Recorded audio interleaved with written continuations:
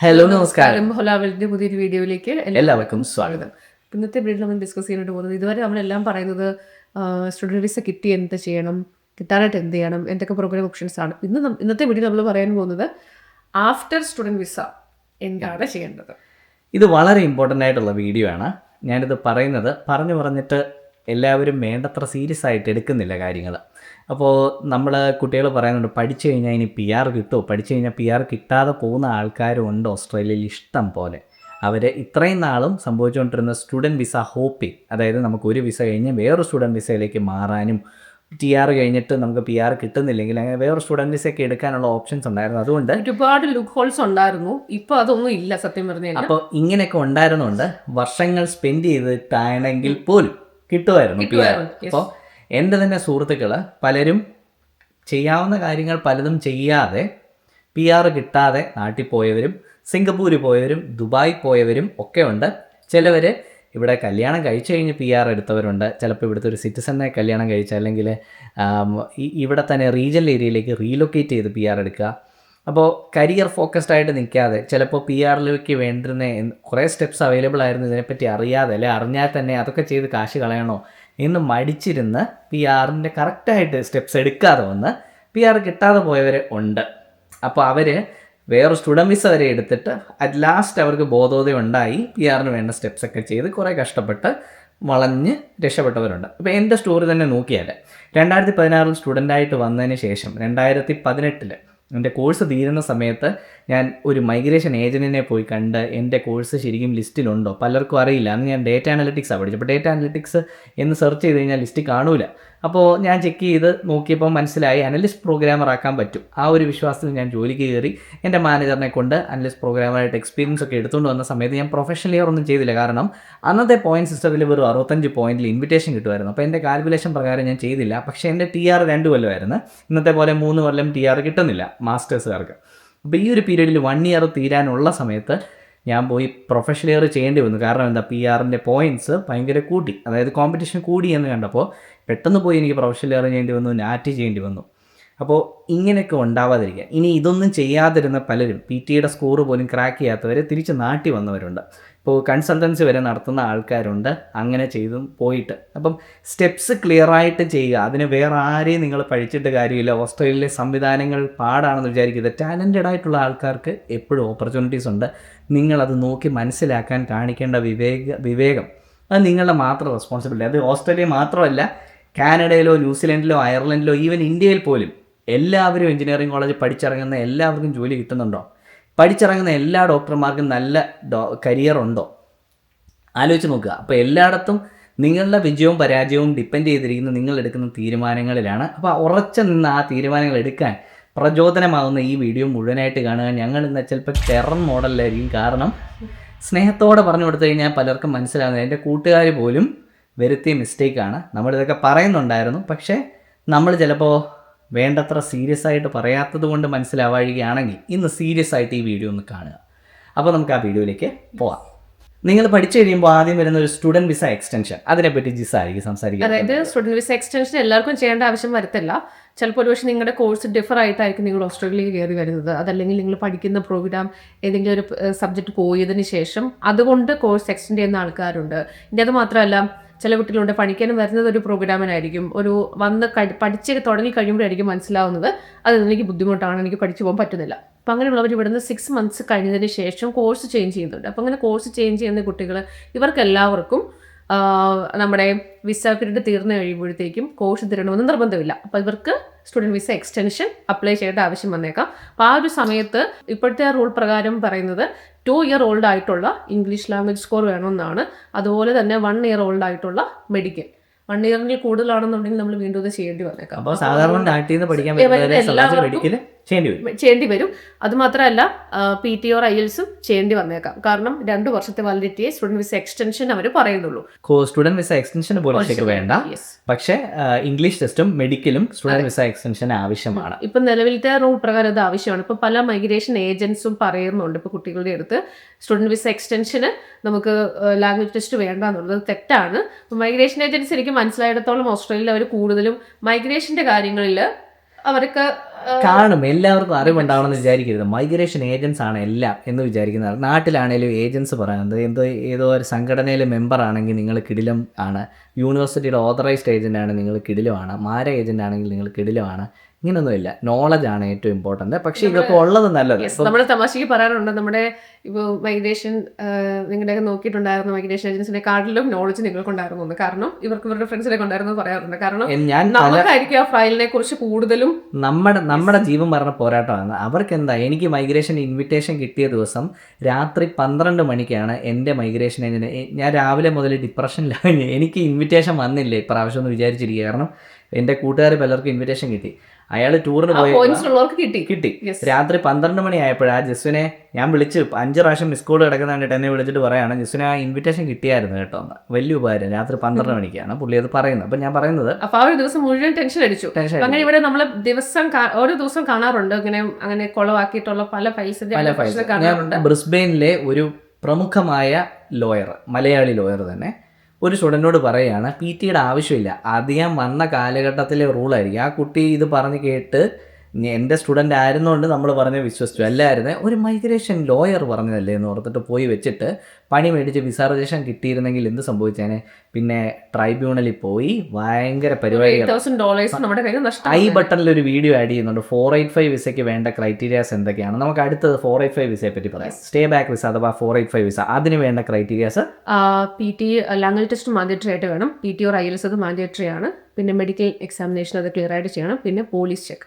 ഇത് മൂന്നും ഏറ്റവും പ്രധാനപ്പെട്ട കാര്യമാണ്. അപ്പം നമുക്കറിയാം ഇതൊന്നും ഇല്ലാതെ നേരത്തെ കുട്ടികൾ ആപ്ലിക്കേഷൻ കൊടുത്തിട്ടുണ്ട്. അപ്പം നേരത്തെ എങ്ങനെയായിരുന്നു വെച്ച് കഴിഞ്ഞാൽ ഇത് ഇല്ലെങ്കിൽ വർഷങ്ങൾക്ക് മുന്നേയൊക്കെ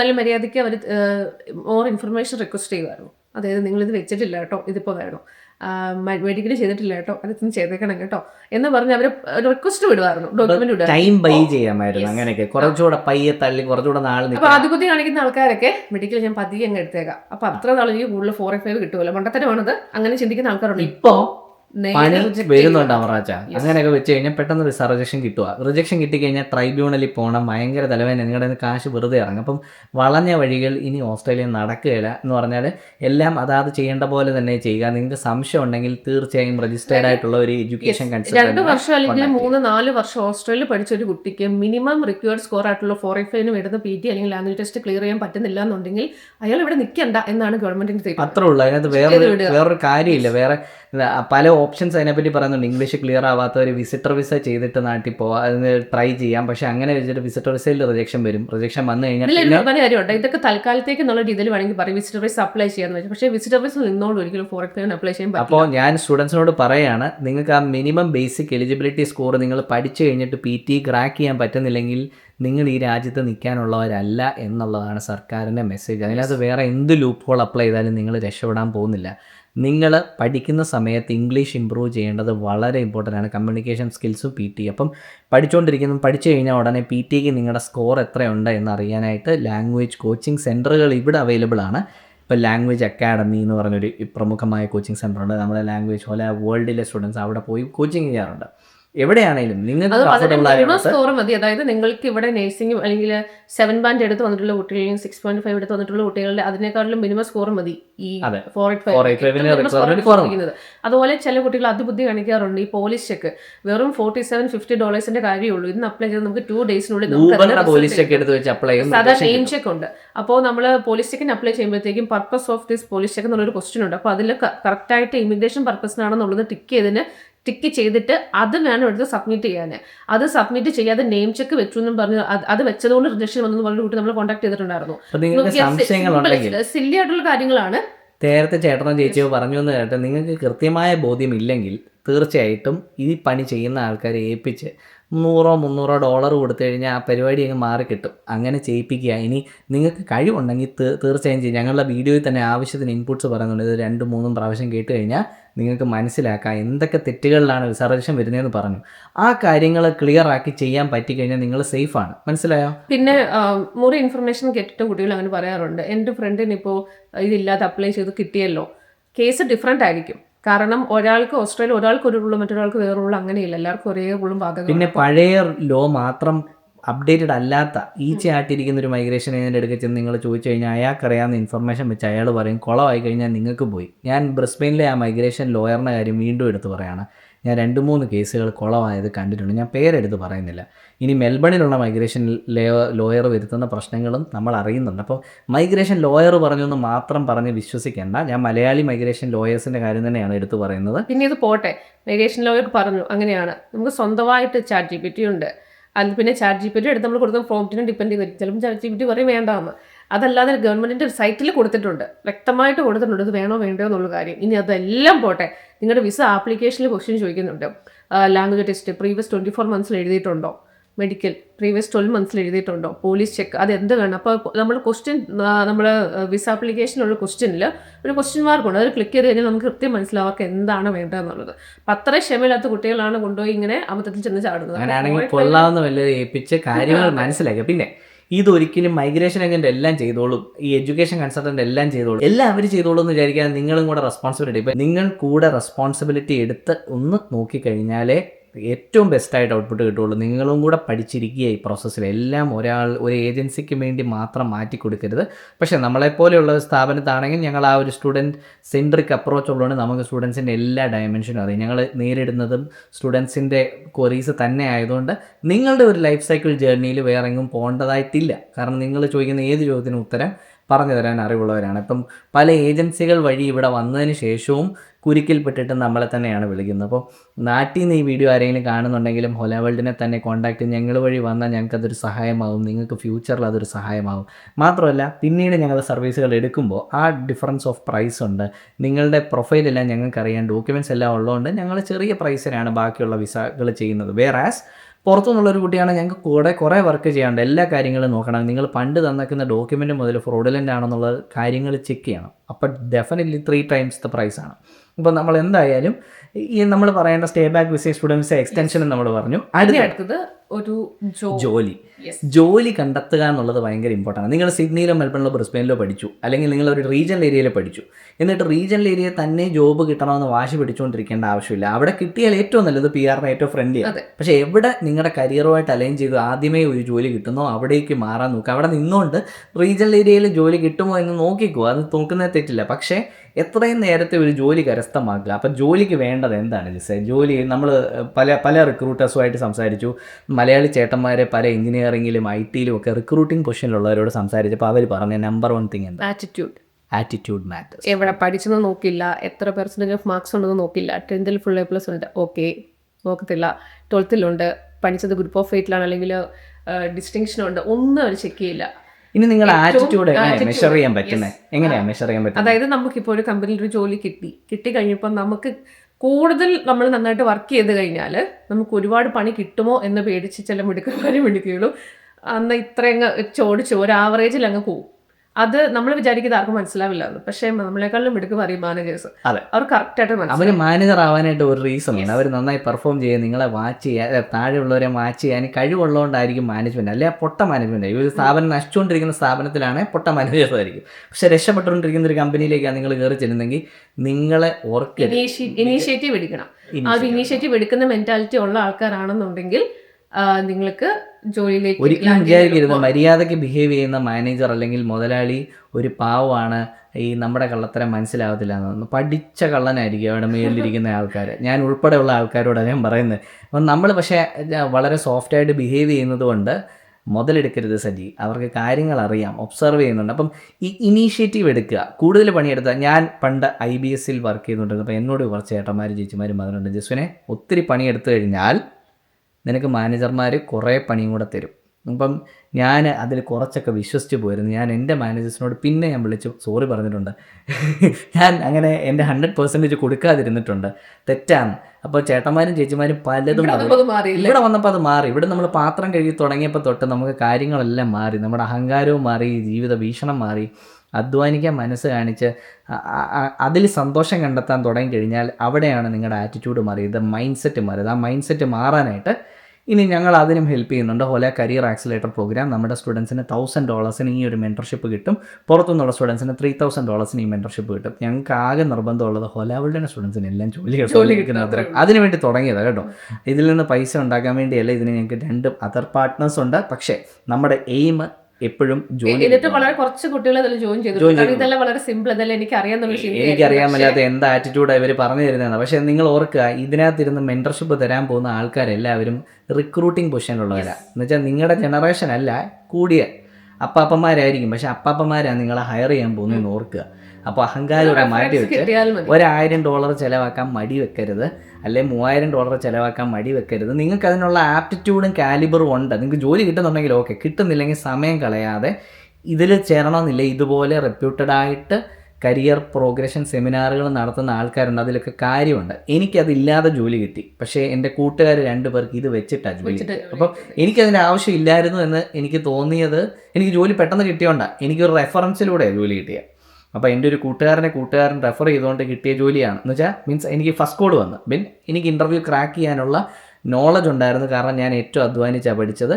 എനിക്ക് എന്നിൽ കോൺഫിഡൻസ് ഉണ്ടായിരുന്നു. നിങ്ങൾക്ക് ആ കൺവിക്ഷൻ ഉണ്ട്, ഇതിൻ്റെ ഒന്നും പോകേണ്ട ആവശ്യമില്ല. പിന്നെ ആ കഷ്ടപ്പെടാനുള്ള മൈൻഡും വിനയവും പിന്നെ എല്ലാവരും പേടിച്ചിട്ടേ ഈ റെസ്യൂമേക്കകത്ത് വോൾഡേഴ്സ് ജോലി ചെയ്യുന്നത് കാണിക്കണ്ട എന്ന് പറഞ്ഞു ചെറിയ കുറച്ചിലാന്നുള്ള രീതിയിൽ അവർ കാണാറുണ്ട്. അതുപോലെ തന്നെ ചില ആൾക്കാർ പറയാനിട്ടുണ്ട് അത് ചെറിയ ജോലി ആയതുകൊണ്ട് അതൊക്കെ മെൻഷൻ ചെയ്തില്ല. അങ്ങനെ ചെയ്യരുത്. അപ്പൊ മഞ്ഞ റബ്ബന്താ ഇവൻ വെറുതെ ഇരിക്കുക, വെറുതെ വീട്ടിൽ അങ്ങനെയാണ് നമ്മുടെ റിക്രൂട്ടർ പറഞ്ഞത്. അങ്ങനെ ഇരിക്കുന്നവരെ താല്പര്യമില്ല. സത്യമാണ് ഞാൻ പറഞ്ഞത്. ഏറ്റവും താഴേന്ന് കയറി വളർന്നു ട്രൈ ചെയ്തു എന്നാണ് അതിൽ നിന്ന് മനസ്സിലാക്കാവുന്നത്. നമ്മളൊരു ക്ലീനിങ് ജോലി ചെയ്തെന്ന് റെസ്യൂമെ എഴുതുന്നതിന് കുറ്റമില്ല. ഒരു ഇന്റർനാഷണൽ സ്റ്റുഡൻറ്റിനെ സംബന്ധിച്ച് വന്നിട്ട് എങ്ങനെ ആ സമയം സ്പെൻഡ് ചെയ്ത് അവിടുന്ന് എങ്ങനെ പ്രോഗ്രഷൻ ഉണ്ടായി എന്നുള്ളതാണ് നോക്കുന്നത്. ഏറ്റവും താഴെ ജോലിയിൽ വർക്ക് ചെയ്തുള്ളവരെ എടുക്കാൻ ഏറ്റവും ഇഷ്ടമാണ്. കാരണം അവർ ഹമ്പിളായിരിക്കും. ഏറ്റവും കഷ്ടപ്പാട് എന്താണെന്ന് മനസ്സിലായവർ. അതായത് ഇവിടെ ഏറ്റവും ടോപ്പ് ലെയർ ജോലി ചെയ്യുന്ന എല്ലാവരുടെയും സ്റ്റാർട്ടിങ് ഇങ്ങനെയാണ് സ്റ്റാർട്ട് ചെയ്തിട്ടുണ്ടായത്. ഇവിടെ ഓസ്ട്രേലിയയിലുള്ളവർ തന്നെ 13-ാം വയസ്സിൽ കിച്ചൺ ഹാൻഡ് ആയിട്ടും മെക്കയിലും ഹംഗ്രി ജാക്സിലും ഒക്കെ ജോലി ചെയ്തിട്ട് സ്റ്റാർട്ട് ചെയ്തവരാണ്. അപ്പോൾ അതിലൊന്നും കുറച്ച് വിചാരിക്കരുത്. പൈസ വീട്ടിൽ ഇഷ്ടം പോലെ ഉണ്ടെങ്കിലും പാർട്ട് ടൈം ജോലി ചെയ്യണമെന്ന് ഞാൻ പേരൻസിനോട് പറയും. കുട്ടികൾക്ക് വേണ്ടി, കുട്ടികൾക്ക് അതൊരു വലിയ ഓപ്പർച്യൂണിറ്റിയാണ്. ഇഷ്ടം പോലെ സപ്പോർട്ട് ഉണ്ടായിക്കോട്ടെ, പാർട്ട് ടൈം ജോലി ചെയ്യാൻ കിട്ടുന്ന ഓപ്പർച്യൂണിറ്റി കളയരുത്. അത് എക്സിബിറ്റ് ചെയ്യാൻ വേണം. Be proud about it. അപ്പം നമ്മൾ പറഞ്ഞ പോയിന്റ്സ്, ഒന്ന് ഫസ്റ്റ് ആറ്റിറ്റ്യൂഡ് ആയിരുന്നു, സെക്കൻഡ് പോയിന്റ് ഇനിഷ്യേറ്റീവ് എടുക്കണം, തേർഡ് പോയിന്റ് CV-യുടെ കാര്യത്തിലായിരുന്നു, റെസ്യൂമെ പ്രിപ്പറേഷൻ. പറയുന്നത് കമ്മ്യൂണിക്കേഷൻ. വളരെ ഇമ്പോർട്ടൻ്റ് ആണ് കമ്മ്യൂണിക്കേഷൻ സ്കിൽ. വീണ്ടും ഒരു സ്റ്റോറി പറഞ്ഞുകൊണ്ട് ഞാനിത് അവസാനിപ്പിക്കാം. കമ്മ്യൂണിക്കേഷൻ സ്കില്ല് ഭയങ്കര ഇമ്പോർട്ടൻ്റ് ആണ് ഗൈസ്. കാരണം ഞാൻ എൻ്റെ ഫസ്റ്റ് ജോബിന് കയറുമ്പോൾ ഭാഗ്യത്തിന് എൻ്റെ ഈ മാനേജർ ഇംഗ്ലീഷുകാരനായിരുന്നു, അല്ല ഹിന്ദിക്കാരനായിരുന്നു. So he was speaking to me in Hindi. ആരെ ജസ്വിൻ തൂത്തോ എന്നൊക്കെ പറഞ്ഞിട്ട് ഹിന്ദിയിൽ MNC ആണ്. വേറൊരാൾ ആസാമിൽ നിന്നുള്ള ആൾ, പുള്ളിക്ക് ഹിന്ദി അറിയാം. പിന്നെ 2 ചൈനക്കാർ, അവരുടെ മുറിഞ്ഞ ഇംഗ്ലീഷാണ്. പിന്നെ US നിന്ന് വന്ന ഒരു ഇംഗ്ലീഷുകാരനോ ഉണ്ടായിരുന്നു. അപ്പോൾ അയാളോട് സംസാരിക്കുമ്പോഴേ ഞാൻ പിന്നെ കുറച്ച് ഇംഗ്ലീഷ്. പിന്നെ ന്യൂസിലൻഡ് ഇരിക്കുക 2 ക്ലയൻസ് ഉണ്ട്. അവരോട് സംസാരിക്കുമ്പോൾ ഞാൻ ചെവി ഇങ്ങനെ കുത്തിപ്പിടിച്ച് ഭയങ്കര കഷ്ടപ്പെട്ടാണ് സംസാരിക്കുന്നത്. എനിക്ക് 1 years ഓഫ് എക്സ്പീരിയൻസിന് ശേഷം എൻ്റെ വലിയ ഇംഗ്ലീഷ് മെച്ചമൊന്നുമില്ല. അത് കഴിഞ്ഞ് ഞാൻ ഇംഗ്ലീഷുകാർ മാത്രമുള്ള ടീമിൽ പോയി.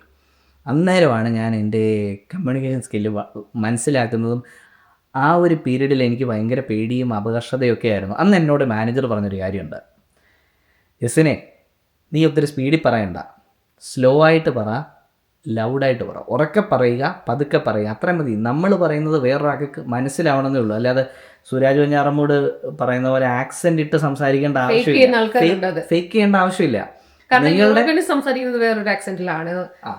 മിഡിൽ ഈസ്റ്റേൺസിന് റാ കൂട്ടി, സ്പാനിഷുകാർക്ക് കൊളംബിയൻസിനൊക്കെ റാ കൂട്ടിയ ഒരു സൗണ്ടാ. മലയാളികൾക്ക് കുറച്ച് ഉരുണ്ട ഒരു ആക്സെന്റാ. അപ്പോൾ ദാറ്റ് ഡസൻറ്റ് മാറ്റർ. നിങ്ങളുടെ മദർ ടങ് ഡിഫറൻ്റ് ആണ്. Be proud about it. And English പറയാൻ അറിയാമോ എന്നുള്ളതേ ഉള്ളൂ. അല്ലാതെ ആക്സെന്റ് കറക്റ്റ് ആവണമെന്ന് യാതൊരു നിർബന്ധമില്ല. ഉണ്ടെങ്കിൽ നല്ലത്, പക്ഷെ അവർക്ക് മനസ്സിലാവണം, അത്രേ ഉള്ളൂ. അതിന് ചെയ്യാവുന്ന ഏറ്റവും സിമ്പിൾ ട്രിക്ക് സ്ലോ ആയിട്ട് സംസാരിക്കുക, സ്പീഡ് കുറയ്ക്കുക, ഉറക്കെ സംസാരിക്കുക. ഈ 2 കാര്യങ്ങൾ നിങ്ങൾ ഫിക്സ് ചെയ്ത് കഴിഞ്ഞാൽ നിങ്ങളുടെ കമ്മ്യൂണിക്കേഷൻ സെറ്റാണ്. നിങ്ങൾക്കറിയാവുന്ന ഇംഗ്ലീഷ് അത്രയും ഗ്രാമറോ സ്പെല്ലിങ്ങോ പോലും ഇവിടെ ഉള്ള ഓസ്ട്രേലിയൻസ് പലർക്കും അറിയത്തില്ല, ടു ബി ഓണസ്റ്റ്. അപ്പോൾ നിങ്ങൾ പഠിച്ചത് ഇംഗ്ലീഷ് മീഡിയത്തിലാണ്, ഇത്ര നാൾ സ്പെൻഡ് ചെയ്ത് ഇംഗ്ലീഷിലാണ്. ജസ്റ്റ് അത് ഓർത്ത് അപകർഷത വെക്കണ്ട. ഇനി നിങ്ങളുടെ അടുത്ത് വളരെ സ്പീഡിൽ സംസാരിക്കുന്ന ഒരു ഇംഗ്ലീഷുകാരനോ മാനേജറോ ഉണ്ടെങ്കിൽ അവരോട് തിരിച്ചു പറയാം, ഇത് ഇച്ചിരി അതൊരിക്കലും ഹെർട്ട് ചെയ്യുന്നൊരു സാധനമല്ല, പതുക്കെ പറയാമോ, തോന്നില്ല, ഒഫെൻസീവ് ആവത്തില്ല. പ്ലീസ് എന്നോട് സംസാരിക്കുമ്പോൾ ഇച്ചിരി സ്പീഡ് കുറച്ച് സംസാരിക്കാമോ, എനിക്ക് ക്യാച്ച് ചെയ്യാൻ പറ്റുന്നില്ല എന്നും ഒരു പ്രാവശ്യം പറഞ്ഞു കഴിഞ്ഞാൽ അവർ ശ്രദ്ധിക്കും. അപ്പോൾ എന്നെ പണ്ട് സീക്കിൻ്റെ ഇൻ്റർവ്യൂവിനെ കോൺടാക്ട് ചെയ്തപ്പോൾ കെൻഡ്ര വാൻറ്റ് എന്ന് പറഞ്ഞ ഒരു ഡാറ്റ സയൻറ്റിസ്റ്റാണ്. പുള്ളിക്കാരി എന്നോട് സംസാരിക്കുമ്പോൾ നമ്മൾ ടി വിയിൽ സൈബി പ്രീമിയമിൻ്റെ ഇൻഷുറൻസിൻ്റെ പരസ്യത്തിൽ കഴിയുന്ന സ്പീഡിൽ ഇംഗ്ലീഷ് പറയാം. അപ്പോൾ ഞാൻ ഓർത്ത് ഏതോ പരസ്യമാണ്, മാർക്കറ്റിംഗ് കോളാണ്, നോട്ട് ഇൻട്രസ്റ്റഡ് എന്ന് പറയാൻ വേണ്ടി നോട്ട് പറഞ്ഞു കഴിഞ്ഞപ്പോൾ ആ കൂടെ സീക്ക് എന്ന് 2 പ്രാവശ്യം കേട്ടു. അപ്പോൾ ഞാൻ ഒരു ഹൗസ് കീപ്പിംഗ് ജോബിൽ ക്ലീനിങ് ജോലി ചെയ്തുകൊണ്ടിരിക്കുന്നതിനിടയ്ക്കാണ് ഈ ഹെഡ്സെറ്റ് വെച്ച് ഇത് കേൾക്കുന്നത്. ഞാൻ പെട്ടെന്ന് 1 സെക്കൻഡ് എന്ന് പറഞ്ഞിട്ട് ഞാൻ ഓടി അവിടുന്ന് ഹെഡ്സെറ്റും വെച്ച് ഒരു മരത്തിൻ്റെ ചോട്ടിൽ പോയിരുന്നിട്ട് പ്രത്യേകിച്ച് ശ്രദ്ധിച്ച യെസ് ഐ എം ഇൻട്രസ്റ്റഡ് എന്ന് പറയുകയായിരുന്നു ഉണ്ടായത്. അങ്ങനെയാണ് എനിക്ക് ഇൻറ്റേൺഷിപ്പ് കിട്ടിയതുകൊണ്ടാണ് എനിക്ക് ജോലിയിലേക്ക് പെട്ടെന്ന് എൻ്റെ റെസ്യൂമേ ഇൻട്രസ്റ്റിംഗ് ആയിട്ട് HR തോന്നിയത്. അപ്പം ഞാൻ പറഞ്ഞു വന്ന കാര്യം കമ്മ്യൂണിക്കേഷൻ, ഇതും ഭയങ്കര ഇമ്പോർട്ടൻ്റ് ആയ കാര്യം. ഇതും റിക്രൂട്ടേഴ്സ് നമ്മളോട് പറഞ്ഞ കാര്യം കേട്ടോ. ഇവരെയൊക്കെ പോഡ്കാസ്റ്റിൽ കൊണ്ടുവരാനുള്ള ശ്രമമുണ്ട്. ഉടനെ തന്നെ നമ്മുടെ ചാനലിൽ വളരെ ഇൻഫോർമേറ്റീവായിട്ട് പല മേഖലകളിൽ വർക്ക് ചെയ്യുന്ന ഇമ്പോർട്ടൻറ്റ് പേഴ്സണാലിറ്റീസ്, ഹയറിംഗ് ലെവലിലുള്ള ആൾക്കാരെ നമ്മുടെ പോഡ്കാസ്റ്റിൽ നിങ്ങൾക്ക് കാണാൻ പറ്റും. Stay tune to our channel. അടുത്തത് പ്രൊഫഷണൽ ഇയർ. ഇത് അല്പം എക്സ്പെൻസീവ് ആയിട്ടുള്ളൊരു പരിപാടിയാണ്. എഞ്ചിനീയറിങ്ങിനും IT-ക്കുമാണ് ഇപ്പോൾ ഇതുള്ളത്. നേരത്തെ അക്കൗണ്ടിങ്ങിനുണ്ടായിരുന്നു, അത് അവർ സ്റ്റോപ്പ് ചെയ്തു. നന്നായി. ഇതുള്ളത് കൊണ്ടുള്ള നമ്മളിപ്പോൾ പറഞ്ഞ കാര്യങ്ങളാണ് അവര് ഈ പ്രൊഫഷണൽ ഇയർ പ്രോഗ്രാമിൽ തരുന്നത്. എങ്ങനെ പ്രൊഫഷണലാണോ, എങ്ങനെ കമ്മ്യൂണിക്കേറ്റ് ചെയ്യണം എന്ന് തുടങ്ങിയ കാര്യങ്ങളാണ് ഈ പ്രൊഫഷണൽ ഇയറിൽ പറയുന്നത്. പക്ഷേ 1 വർഷം നീണ്ടു നിൽക്കുന്ന ഒരു പരിപാടിയാണ്. അത് വലിയ യൂസ്ലെസ് സത്യം പറഞ്ഞാൽ. കാരണം 1 വർഷം മൊത്തം നമ്മളിത് പഠിച്ചിട്ട് ആണ് നമുക്ക് അതിൻ്റെ ഒരു 5 പോയിന്റ് വീക്കെൻഡിലാണ് പഠിക്കുന്നത്. ആഴ്ചയിൽ ഏതെങ്കിലും ഒരു ദിവസം വേണം, മൺഡേ ട്യൂസ്ഡേ ഒക്കെ പോവാം. പക്ഷേ നമ്മൾ വീക്കെൻഡ് ചൂസ് ചെയ്താറ്. കാരണം നമുക്ക് work days Monday to Friday നമുക്ക് വർക്ക് ചെയ്തുകൊണ്ട് വീക്കെൻഡ്സിൽ നമുക്ക് പ്രൊഫഷണൽ ഇയർ പ്രോഗ്രാം ചെയ്യാൻ പറ്റുവാണെന്നല്ല. ഞാനിത് ചെയ്ത് അതിൻ്റെ 5 പോയിന്റ് ക്ലെയിം ചെയ്ത ആളാണ്. ഇപ്പൊ കുറച്ച് ആൾക്കാർ പറയുന്നുണ്ട് PY നിർത്താൻ പോകുവാണ് എന്ന് പറഞ്ഞ് ചെയ്യാതിരിക്കുന്ന ആൾക്കാരുണ്ട്. അപ്പൊ നമുക്ക് ഓസ്ട്രേലിയയുടെ ഇവരുടെ ഈ പോളിസി ചേഞ്ചിന്റെ ഹിസ്റ്ററി എടുത്ത് നോക്കിയാൽ നമുക്ക് മനസ്സിലാവും. ചെയ്തുകൊണ്ടിരിക്കുന്ന ഒരു കാര്യം അവർ ഒരിക്കലും സ്റ്റോപ്പ് ചെയ്യുമ്പം അവർക്ക് ഉപദ്രവം വരുന്ന രീതി ചെയ്യാറില്ല. ഈയിടെ PT-യുടെ സ്കോർ അപ്ഡേറ്റ് ചെയ്തപ്പോഴും August 7th ശേഷം എഴുതുന്ന കുട്ടികൾക്ക് ഇങ്ങനെ ഇങ്ങനെ എന്നാണ്.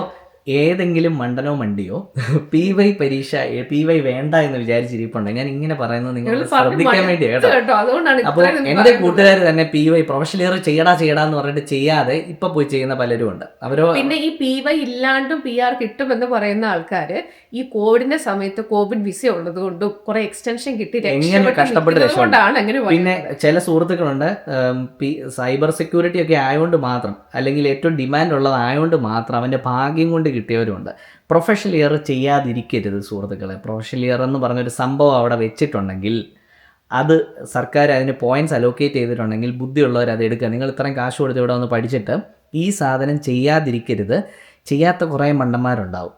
ചെയ്യുന്ന നിങ്ങൾ ബുദ്ധിയുള്ളവരാണ് എന്ന് ഞാൻ പറയും. കാരണം ചെയ്താൽ നിങ്ങൾക്ക് 5 പോയിന്റ് കിട്ടും. ഈ 5 പോയിന്റ് വളരെ ക്രൂഷ്യലാണ്. നിങ്ങൾ എത്ര കൂടി കുത്തിയ ഒരു മൈഗ്രേഷൻ ലോയറിനെ നിങ്ങളുടെ ഫയൽ ഏൽപ്പിച്ചാലും ദേ കാണ്ട് ഇൻക്രീസ് യുവർ പോയിന്റ്സ്. നിങ്ങളുടെ പോയിന്റ്സ് ഇൻക്രീസ് ചെയ്യണമെങ്കിൽ ഈ കാര്യങ്ങൾ ചെയ്യുക എന്നുള്ളതാണ്. വലിയൊരു മൈഗ്രേഷൻ ഇതിനു വേണ്ടി പല വിസകൾക്ക് വേണ്ടി അപ്ലൈ ചെയ്ത് പൈസ കളയുന്നതിനേക്കാളും നേരായ കാര്യങ്ങൾ അധ്വാനിച്ച് കാര്യങ്ങൾ ചെയ്ത് അതുപോലെ ചെയ്യേണ്ട സമയത്ത് ചെയ്യുക. ഈ പ്രൊഫഷണൽ ഇയർ ചെയ്യണമെങ്കിൽ 1 ഇയർ എങ്കിലും നിങ്ങളുടെ 485 വിസ കാലയളവ് ഉണ്ടെങ്കിൽ മാത്രമേ നിങ്ങൾക്ക് 485 അപ്ലൈ ചെയ്യാൻ പറ്റത്തുള്ളൂ. അപ്പോൾ നിങ്ങളുടെ ഫസ്റ്റ് ഇയറിൽ തന്നെ സെക്കൻഡ് ഇയറിലേക്ക് വേണം മാറ്റി വെക്കാം. പക്ഷേ 1 കൊല്ലത്തിനകത്ത് തന്നെ നിങ്ങൾ എൻറോൾ ചെയ്യുക. എത്ര നേരത്തെ ചെയ്യാമോ അത്ര നേരത്തെ നിങ്ങൾക്ക് 5 പോയിന്റ് കിട്ടും. ബാക്കിയുള്ളവരിൽ നിന്ന് ക്രൗഡ് ഒരു റണ്ണിങ് റേസിൽ നിന്ന് ഓടുന്ന പലരുടെ കൂടെ നിങ്ങൾ മുന്നിലേക്ക് നിൽക്കണമെങ്കിൽ ഈ 5 പോയിന്റ് നിങ്ങളെ മുന്നിലേക്ക് മാറ്റി നിർത്തും. ഈ PR സിസ്റ്റം എന്ന് പറഞ്ഞ ഒരു ക്യൂവിൽ ആൾക്കാർ നിൽക്കുക. അപ്പോൾ 100 പോയിന്റ് ഉള്ളവരെല്ലാവരും ഫ്രണ്ട് നിൽക്കും, 90 പോയിന്റ് ഉള്ളവർ പുറകെ നിൽക്കും, 95 പോയിന്റ് ഉള്ളവർ 100-95-90 ഇടയ്ക്ക് നിൽക്കും. മനസ്സിലായോ? പോയിന്റ് കൂടുതലുള്ള ലൈൻ്റെ ഫ്രണ്ടിലേക്ക് വരും. അപ്പോൾ നിങ്ങൾ PT-ക്കോ അല്ലെങ്കിൽ നാറ്റിയുടെ ഒരു 5 പോയിന്റ് എക്സ്ട്രാ മേടിച്ചു കഴിഞ്ഞാൽ നിങ്ങൾ 95-ൽ നിന്ന് 100ലേക്ക് വരും. അപ്പം 5 പോയിന്റില് ഇൻവിറ്റേഷൻ കിട്ടിയിട്ട് കിട്ടാതെ വന്നത് കൊണ്ട് വിഷമിച്ചിരിക്കുന്ന ആൾക്കാർ നമുക്കറിയാം. അതെ, അന്നേ ഞാൻ പറഞ്ഞ് കേട്ടാൽ മതിയായിരുന്നു എന്ന് പറയുന്ന ആൾക്കാർ ഇപ്പോൾ ഉണ്ട്. പക്ഷേ ഈ പറഞ്ഞിട്ട് എന്താ കാര്യം? ഇതിലെന്താ കാര്യം? ഇപ്പം ഞാൻ എൻ്റെ എക്സാമ്പിളിൽ പറയുകയാണ്. പഠിച്ചു കഴിഞ്ഞ് ഉടനെ എനിക്ക് വേണേൽ പ്രൊഫഷണൽ ഇയർ ചെയ്യാമായിരുന്നു ചെയ്തിരുന്നെങ്കിൽ ഞാൻ പഠിച്ചു കഴിഞ്ഞ് കൃത്യം 1 വർഷം കൊണ്ട് എനിക്ക് PR കിട്ടിയേനെ. എൻ്റെ കൂടെ ജോലി ചെയ്ത ഇക്വിഫാക്സ് എന്ന് പറഞ്ഞ കമ്പനിയിൽ ഞങ്ങൾ 2 മലയാളികളുണ്ടായിരുന്നു ജോയിൻ ചെയ്ത. അപ്പം ആൾ പഠിച്ചു കഴിഞ്ഞ് ഉടനെ പ്രൊഫഷണൽ ഇയർ ചെയ്തു. ആൾക്ക് 1 ഇയർ പ്രൊഫഷണൽ ഇയർ തീർന്നപ്പോൾ തന്നെ ഇൻവിറ്റേഷൻ കിട്ടി. പുള്ളിക്ക് ഇൻവിറ്റേഷൻ കിട്ടിയ അടുത്ത മാസം എൻ്റെ 1 ഇയർ ഇക്വിഫാക്സിൽ കംപ്ലീറ്റ് ആവുകയാണ് എൻ്റെ വർക്ക് പ്ലേസിൽ. അപ്പം എനിക്കും പുള്ളിക്ക് ഒരേ പോയിൻ്റ് ആവും. നെക്സ്റ്റ് മന്തിലേക്ക് വന്നപ്പോഴത്തേക്കും 15 പോയിൻ്റ് കൂടി ഇൻവിറ്റേഷൻ കിട്ടുന്ന പോയിൻ്റ്. അപ്പം ഞാൻ ആകെ കൺഫ്യൂസ്ഡ് ആയി. ഇനി എന്ത് ചെയ്യും? അപ്പോൾ എനിക്ക് PY ചെയ്യണം, നാറ്റി ചെയ്യണം. ഹിന്ദിയിലായിരുന്നു അന്നെന്ന് ഓർക്കണം. അപ്പോൾ ഇപ്പം മലയാളം ലിസ്റ്റഡ് ആയിട്ടുണ്ട്. അന്ന് ഹിന്ദിയിലേ ഉണ്ടായിരുന്നുള്ളൂ എക്സാം. അപ്പോൾ ഹിന്ദിയിലെ പരീക്ഷ കൊടുത്ത് പാസ്സായി. ആ പോയിൻറ്റ്സ് ഒക്കെ എടുത്തിട്ടാണ് ഞാൻ പെട്ടെന്ന് PR എൻ്റെ പ്രൊഫൈലിനെ പുഷ് ചെയ്തത്. അപ്പം ഞാൻ തന്നെ മണ്ടത്തരം കാണിച്ചിട്ടുണ്ടായിരുന്നു. അമിതമായ ആത്മവിശ്വാസം, അത് വേണ്ട, ചെയ്യാനുള്ള കാര്യങ്ങൾ ചെയ്യുക, എക്സ്ട്രീംലി കോമ്പറ്റീറ്റീവ് ആണ്. ഈയിടെ ഒരു മൈഗ്രേഷൻ ഏജൻറ്റ് വന്ന് പറയുകയുണ്ടായി, ഒരു മലയാളത്തിൽ തന്നെ, ലൈക്ക് ഇനി PR കിട്ടാതെ ഒത്തിരി പേര് പോവും. കുറച്ച് സത്യമുണ്ട്, കുറേ പേര് അത് ഇനിയല്ല ഇപ്പോഴും പോകുന്നുണ്ട്, നേരത്തെയും പോകുന്നുണ്ട്. ചെയ്യേണ്ട കാര്യങ്ങൾ ചെയ്യേണ്ട സമയത്ത് ചെയ്യാത്തവർ തിരിച്ച് നാട്ടിലേക്ക് പോകേണ്ടി വരും സുഹൃത്തുക്കളെ. അപ്പം ഈ കാര്യം പ്രൊഫഷണൽ ഇയർ ഏകദേശം $10,000, പക്ഷേ ഇപ്പം എനിക്ക് തോന്നുന്നു IT പ്രോഗ്രാംസിനൊക്കെ 8,000 കിട്ടുന്നുണ്ട്. അതിനേക്കാളും കോമ്പറ്റീറ്റീവ് ആയിട്ടുണ്ടെങ്കിലും നമുക്കത് പ്രൈസ് മാച്ച് ചെയ്യാനും പറ്റും. എന്തായാലും നമ്മളെ കോൺടാക്ട് ചെയ്ത പ്രൊഫഷണൽ ഇയറിന് അഡ്മിഷൻ നമ്മൾ എടുത്തു തരുന്നുണ്ട്. ഏറ്റവും ചീപ്പസ്റ്റ് റേറ്റിൽ നിങ്ങൾക്ക് പ്രൊഫഷണൽ ഇയർ അത് എവിടെ ചെയ്താലും കുഴപ്പമില്ല ഗൈസ്, ചെയ്യുക. ആ 5 പോയിൻ്റ് എടുക്കുക കേട്ടോ. നിങ്ങൾക്ക് PR കിട്ടാൻ വളരെ ക്രൂഷ്യലായ കാര്യമായിട്ടാണ് ഇത്രയും സമയം സ്പെൻഡ് ചെയ്ത് ഇതിനെപ്പറ്റി പറഞ്ഞത്. അടുത്തത് സോ നെക്സ്റ്റ് പോയിന്റ് 6 പോയിന്റ് ആണ് PR-ന്റെ പോയിന്റ്സ് കാൽക്കുലേഷനും മൈഗ്രേഷൻ കൺസൾട്ടേഷനും. നിങ്ങൾ എത്ര പേർക്ക് പോയിന്റ് കാൽക്കുലേഷൻ അറിയാം? ഇപ്പോഴെങ്കിലും അറിയാമോ എത്ര പോയിൻറ്റ്സ് ആണ് നിങ്ങൾക്കുള്ളത്? എങ്ങനെയാണ് PR-ന് പോയിൻ്റ് കാൽക്കുലേറ്റ് ചെയ്യുന്നത്? നമ്മുടെ സ്ക്രീനിൽ കാണിക്കാം. വെറുതെ ഗൂഗിളിൽ ഇമിഗ്രേഷൻ പോയിന്റ്സ് ടേബിൾ ഓസ്ട്രേലിയ എന്ന് സെർച്ച് ചെയ്ത് കഴിഞ്ഞാൽ നിങ്ങൾക്ക് ആ പോയിന്റ്സ് കാണും. ഏജിന് എത്ര പോയിന്റ്സ് ഉണ്ട്, ഇംഗ്ലീഷിന് എത്ര പോയിന്റ്സ്, നമുക്ക് നിങ്ങളുടെ പോയിന്റ്സ് അറിയാൻ പറ്റും. പക്ഷേ നിങ്ങൾക്ക് ആ പോയിന്റ്സ് ടേബിൾ പോയി കഴിഞ്ഞാൽ നിങ്ങൾക്ക് അറിയാം ഓരോ റേഞ്ചിൽ വന്നാൽ നിങ്ങൾക്ക് എത്ര പോയിന്റ് കിട്ടുമെന്നല്ലേ. അത് മനസ്സിലാക്കി വെക്കേണ്ടത് നിങ്ങളുടെ ഉത്തരവാദിത്വമാണ്. അത് മനസ്സിലാക്കിയിട്ട് വേണം, you have to decide your game. So ഞാൻ പറയുന്നത് ഈ കാര്യങ്ങൾ ഇപ്പം നിങ്ങൾക്ക് മനസ്സിലാവുകയില്ല, TR തീരാറാവുന്ന സമയത്തെ ഇതിൻ്റെ ബുദ്ധിമുട്ട് മനസ്സിലാവുള്ളൂ. ഞാനിതെല്ലാം പറഞ്ഞിടുന്നത് എനിക്ക് PR കിട്ടിയില്ല ചേട്ടാ ചേച്ചി എന്ന് പറഞ്ഞ് എന്നെ വിളിച്ച് വിഷമിച്ചാരും ഇനി സംസാരിക്കാതിരിക്കാൻ വേണ്ടിയാണ് ഇതെല്ലാം ഞാൻ പറഞ്ഞിരുന്നത്. ഈ വീഡിയോ ഞങ്ങൾ അങ്ങ് അയച്ചു തരും, ഇത് മുഴുവൻ കാണുക എന്നുള്ളതെങ്കിലും നിങ്ങളുടെ ഉത്തരവാദിത്വം. ഇത് മലയാളത്തിലല്ലേ പറയുന്നത്, ഇംഗ്ലീഷിൽ എഴുതി വെച്ചേക്ക് നിങ്ങൾക്ക് മനസ്സിലാകത്തില്ല, മലയാളത്തിൽ പറഞ്ഞിട്ടുണ്ട്. ഇത് നിങ്ങൾ മനസ്സിലാക്കാൻ വേണ്ടി വളരെ വേദനയോടെ ചെയ്യുന്ന വീഡിയോയാണ്. നിങ്ങൾക്ക് ചിലപ്പോൾ തമാശയായിട്ട് തോന്നും, പക്ഷേ എനിക്ക് വിഷമവും അരിശവും ഒക്കെ ഉണ്ട്. പിള്ളേർ പറഞ്ഞു കൊടുത്തിട്ട് കാര്യങ്ങൾ മനസ്സിലാക്കാത്തതുകൊണ്ട് വന്ന് ചെയ്യുന്ന വീഡിയോ ആണ് കേട്ടോ. പോയിന്റ് കാൽക്കുലേഷൻ മനസ്സിലാക്കുക. ഇനി മൈഗ്രേഷൻ കൺസൾട്ടൻറ്റ്, നിങ്ങൾ ഈ എച്ചിത്തരം കാണിക്കരുത്. ഒരു $100 ഒരു PR കൺസൾട്ടൻറ്റ് പൈസയുടെ കാര്യത്തിൽ പിശുക്ക് പറയുന്ന ആൾക്കാരാണ്. $100-300 ഷൂസ് ഒക്കെയാണ് നൈക്കി മേടിക്കാം, അഡിഡാസ് മേടിക്കാം, പ്യൂമയുടെ ഷൂ മേടിക്കാം. പക്ഷെ ഒരു ആരും ചെക്ക് ചെയ്തില്ല. പക്ഷെ ഒരു കൺസൾട്ടേഷൻ ബുക്ക് ചെയ്യാനായിട്ട് $50-100 പിശുക്ക് വിചാരിക്കുന്ന നിങ്ങളെ മണ്ടനെന്ന് വിളിക്കണോ ആനമണ്ടെന്ന് വിളിക്കണോ എന്ന് എനിക്ക് അറിയത്തില്ല സത്യമായിട്ടും. നിങ്ങൾക്ക് രക്ഷപ്പെടാനുള്ള കാര്യങ്ങൾ അറിയാനായിട്ട് ഒരു പ്രൊഫഷണലിൻ്റെ കയ്യിൽ നിന്ന് ഒരു കൺസൾട്ടേഷൻ ബുക്ക് ചെയ്യാൻ, ഹോലാവള്ളിയിൽ നിന്ന് ബുക്ക് ചെയ്യണമെന്ന് ഞാൻ പറയുന്നില്ല, ഏതെങ്കിലും, പക്ഷേ ഏതെങ്കിലും എടുക്കരുത്, കൊള്ളാവുന്ന ഒരു മൈഗ്രേഷൻ കൺസൾട്ടൻ്റെ കയ്യിൽ നിന്ന് എടുക്കണം. ഞാൻ പറയാം, ബ്രിസ്ബെയിനിലെ ഒരു അപ്പച്ചൻ്റെ കാര്യം പറഞ്ഞു. അങ്ങനെയല്ല, നിങ്ങൾക്ക് ഇപ്പോൾ സോഷ്യൽ മീഡിയയിലൊക്കെ തന്നെ കാണാവുന്ന നല്ല, ഇവിടെ സിഡ്നിയിൽ ഒരു കാൾ കോൺറാഡ് എന്ന് പറഞ്ഞൊരു അപ്പച്ചനുണ്ട്, ഇല്ല ട്രേസി ചെൻ എന്ന് പറഞ്ഞിട്ട് ഒരാളുണ്ട്. ഇവരെയൊക്കെ ഒരു ഫുൾ പാക്കേജ് നിങ്ങൾ അവരെ ഏൽപ്പിച്ച് കഴിഞ്ഞാൽ ചിലപ്പോൾ എക്സ്പെൻസീവ് ആയിരിക്കും. അതിന് ചിലപ്പോൾ ഹോലാവേൾഡ് പോലെയുള്ള ഒരു കൺസൾട്ടൻസി പോകുന്നത് വളരെ സേഫാണ്. പക്ഷേ നിങ്ങൾ ഒരു സംശയങ്ങളെല്ലാം മനസ്സിലാക്കിയിട്ട് പെയ്ഡ് കൺസൾട്ടേഷൻസ് ഇവരുമായിട്ട് ബുക്ക് ചെയ്യാനായിട്ട് $200-300 ആയാലും ഒരു നഷ്ടവും ഇല്ല ഗൈസ്. കാരണം ഫ്രീ കൺസൾട്ടേഷനിൽ ഇവരങ്ങ് ജസ്റ്റ് അങ്ങ് പറഞ്ഞു പോകത്തേ ഉള്ളൂ, കോമൺ ആയിട്ട് ജനറലൈസ് അത് ഇവരുടെ ഒരു മാർക്കറ്റിംഗ് ട്രിക്ക്. $50 ഉള്ളൂ ഫ്രീ കൺസൾട്ടേഷൻ ആണെന്ന് പറഞ്ഞാൽ നിങ്ങളുടെ ലീഡിനെ അബ്സോർബ് ചെയ്യാൻ വേണ്ടി OCS ഗ്രൂപ്പും ഒക്കെ ചെയ്യുന്ന ഒരു ടെക്നിക്കാണത്. അതിന് പകരം അവിടെ ഇരിക്കുന്ന ആളാരാണെന്ന് നോക്കിയിട്ട് നിങ്ങൾ പൈസ മുടക്ക്. പൈസ കൊടുത്താൽ, നിങ്ങളിപ്പോൾ ഒരു ഡോക്ടറിൻ്റെ അടുത്ത് കാണാൻ പോകുമ്പോൾ കൊള്ളാവുന്ന ഡോക്ടറാണ്, ഫീസ് കൂടുതൽ ചാർജ് ചെയ്യുമോ ഇല്ലയോ, അയാളുടെ തിരക്കനുസരിച്ച് കൂടുതൽ ചാർജ് ചെയ്യും. നിങ്ങളിപ്പോൾ $300 ഒരു അഡീഡാസോ നൈക്കിയോ മേടിക്കുന്നതാണോ $100-150 കൊടുത്തൊരു കൊള്ളാവുന്ന മൈഗ്രേഷൻ ഏജൻറ്റിൻ്റെ 15 മിനിറ്റോ 20 മിനിറ്റോ അരമണിക്കൂറോ ബുക്ക് ചെയ്യുന്നതാണോ ബുദ്ധിയുള്ളവർ മൈഗ്രേഷൻ ഏജൻറ്റിനെ കാണാൻ പോകും, അല്ലാത്തവർ ഷൂ മേടിച്ചുകൊണ്ട് കറങ്ങി നടക്കും. ഇത് കാണുന്ന നമുക്ക് മനസ്സിലാവല്ലോ ആരായിരിക്കും തിരിച്ചു നാട്ടിലേക്ക് പോകുന്നതും ആരായിരിക്കും ഇവിടെ നിൽക്കുന്നതും. മനസ്സിലായി. അപ്പം നിങ്ങൾ പൈസ എങ്ങനെ സ്പെൻഡ് ചെയ്യുന്നു എന്നുള്ളതാണ് നിങ്ങളുടെ സിമ്പിൾ. ചിലപ്പോൾ നിങ്ങൾ പഴയ ഡ്രസ്സ് വിട്ടുകൊണ്ട് വലിയ സ്റ്റൈലില്ലാതെ നടക്കും, അന്നേരം നിങ്ങളെ കുറേ പേര് കളിയാക്കുമായിരിക്കും. പക്ഷേ നിങ്ങളായിരിക്കും സക്സസ്ഫുൾ ആവാൻ പോകുന്നത്. ദയവ് ചെയ്ത് ഈ വീഡിയോ സീരിയസ് ആയിട്ട് കാണുക. അടുത്ത പോയിന്റ്, ഇപ്പം നമ്മൾ പറഞ്ഞു തിരിച്ചു പോകുന്ന ആൾക്കാരുടെ കാര്യം പറഞ്ഞല്ലോ, അല്ലെങ്കിൽ PR കിട്ടാതെ ബുദ്ധിമുട്ട്. ഇത് 2 കോൺടാക്ട്സ് ഉണ്ട്. ഒന്ന്, ഇവരെ പഠിക്കാൻ വരുന്ന പ്രോഗ്രാം അത് ലിസ്റ്റിൽ ഒന്നും ഉണ്ടായിരിക്കുന്ന അറിയത്തില്ല. നമ്മുടെ ഫ്രണ്ട്സ് പല ആൾക്കാരും ഉണ്ട്, പോയി തിരിച്ചുപോയി. നമ്മൾ ആദ്യം തന്നെ പറഞ്ഞ കാര്യങ്ങളായിരുന്നു ഇത് PR ലിസ്റ്റില്ല. പക്ഷെ നമുക്ക് ഓവർ കോൺഫിഡൻ്റ് ആയതുകൊണ്ടാണോ അല്ലെങ്കിൽ പ്രായത്തിൻ്റെ ആണോ നമ്മൾ ചിലപ്പോൾ വിചാരിക്കുന്നത് നമുക്ക് കിട്ടിപ്പോകും. പിന്നെ നമ്മൾ ഇത് വളരെ സിമ്പിളായിട്ട് പറഞ്ഞു കൊടുക്കുന്നതുകൊണ്ടാണോ എന്നറിയത്തില്ല. ഇവനെ കിട്ടിയെങ്കിൽ എനിക്കും കിട്ടുമെന്ന് വിചാരിക്കുന്ന ആൾക്കാരും ഉണ്ട് ഇഷ്ടം പോലെ. പക്ഷേ നമ്മളൊക്കെ ഇതിനു മുന്നേ അധ്വാനിച്ചിട്ടുണ്ട് എന്നുള്ളത് നമുക്ക് പാടി നടക്കാൻ പറ്റിയല്ലോ. നമ്മൾ പറയാവുന്ന പോലെ പറഞ്ഞു കൊടുക്കുന്നുണ്ട്. കാര്യങ്ങൾ മനസ്സിലാവണമെങ്കിൽ നിങ്ങൾക്ക് കൂടെ ബുദ്ധി വേണം. ആ ബുദ്ധി വരാൻ വേണ്ടിയാണ് ഈ വീഡിയോ ചെയ്യുന്നത്. ദയവായിട്ട് ഇത് സീരിയസ് ആണെന്ന് മനസ്സിലാക്കുക. അപ്പോൾ പറഞ്ഞത്, അപ്പോൾ അങ്ങനെ ലിസ്റ്റിലില്ലാത്ത PR ലിസ്റ്റിൽ ഇല്ലാത്ത ഒരുപാട് പ്രോഗ്രാം ഓപ്ഷൻസ് ഉണ്ട്. അത് പഠിക്കാൻ വരുന്ന ആൾക്കാരുണ്ട്. ഇനി ഇവിടെ പഠിക്കാനായിട്ട് സ്കിൽ ലിസ്റ്റിലുള്ള പ്രോഗ്രാം പഠിക്കാൻ വന്നിട്ട് അത് പഠിക്കാൻ ഒട്ടും പറ്റുന്നില്ല എന്ന് പറഞ്ഞിട്ട് ഈസി ആയിട്ടുള്ള PR ലിസ്റ്റ് ഇല്ലാത്ത പ്രോഗ്രാം പഠിക്കുന്ന ആൾക്കാരും ഉണ്ട്. നിങ്ങൾക്ക് ഇവിടെ PR കിട്ടണമെന്നുണ്ടെങ്കിൽ ചെയ്യാവുന്ന ഒരു കാര്യം, പാരലായിട്ട് PR കിട്ടുന്ന ഏതെങ്കിലും ഒരു പ്രോഗ്രാം, ചെറിയ പ്രോഗ്രാംസ്, കാർപ്പൻട്രി, പ്ലംബിംഗ്, അതെന്ന് പറയുന്നത് ഇപ്പോൾ BBA BCom-കാരൊക്കെ ഇവിടെ IT പഠിക്കാനായിട്ടാണ് വരുന്നത്. അവരെ കൊണ്ട് IT-ൽ പഠിച്ചിട്ട് ജോലി കിട്ടാനുള്ള കോൺഫിഡൻസോ നോളജോ ഇല്ല, അസൈൻമെന്റ് കാശ് കൊടുത്താൽ ചെയ്യിപ്പിക്കുന്ന അങ്ങനെയുള്ള ഡേറ്റ കമ്പ്യൂട്ടർ സയൻസോ അല്ലെങ്കിൽ ITയോ കഴിഞ്ഞ് വരുന്ന കുട്ടികളോടായിട്ടായിരിക്കാം. EC കഴിഞ്ഞ് വരുന്നവരും IT പഠിക്കാറുണ്ട്. BCA, പിന്നെ BSc കമ്പ്യൂട്ടർ സയൻസ്, ഇതെല്ലാം പഠിച്ചിട്ട് വന്നവർക്ക് ഒരു ബേസ് ഉണ്ട്.